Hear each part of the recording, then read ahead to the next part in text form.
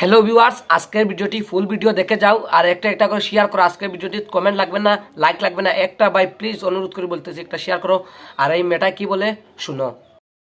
আমি হিন্দু ধর্ম ত্যাগ করছি কিন্তু শুধুমাত্র এই জিনিসটার জন্যই যে একটা জিনিস এত দিন কষ্ট করে তৈরি করেছে, জিনিসটার কোনো মানে 3 দিন পরে কোনো অস্তিত্বই থাকে না, কিন্তু তার সবই কিন্তু ডুবাই দেয় এবং কি কিছুই থাকে না।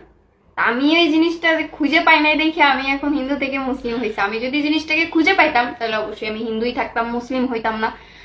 আর মুসলিম ধর্ম ভালো লাগার প্রথম কারণ আমি মানে ইসলাম ধর্মে যেগুলো নিয়ম নীতি আছে এগুলো আমার সবসময় খুবই ভালো লাগে।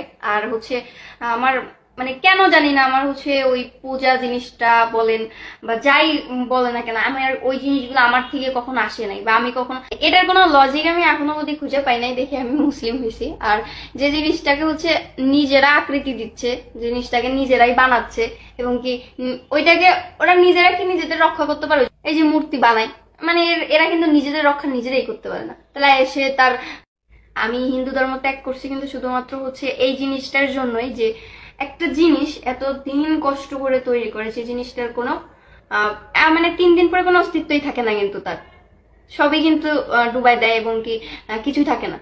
আমি এই জিনিসটা খুঁজে পাই নাই দেখে আমি এখন হিন্দু থেকে মুসলিম হয়েছি। আমি যদি জিনিসটাকে খুঁজে পাইতাম তাহলে অবশ্যই আমি হিন্দুই থাকতাম, মুসলিম হইতাম না। আর মুসলিম ধর্ম ভালো লাগার প্রথম কারণ আমি মানে ইসলাম ধর্মে যেগুলো নিয়ম নীতি আছে এগুলো আমার সবসময় খুবই ভালো লাগে।